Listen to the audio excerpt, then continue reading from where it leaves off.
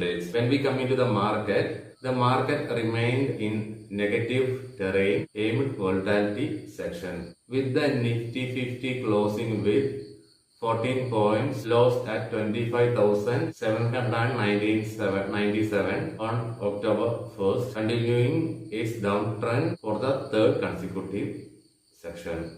Considering the negative crossover in momentum indicator and the formation of lower highs and lower lows, market may sustain in downtrend for the upcoming sections. If the market breaks decisively 25,700, we may see 25,500 also to the downside. In case of range bound, 25,900 and 26,000 are the zone to watch. The Nifty 50 formed a doji candlestick pattern indicating indecision among the buyers and sellers regarding the future market trend.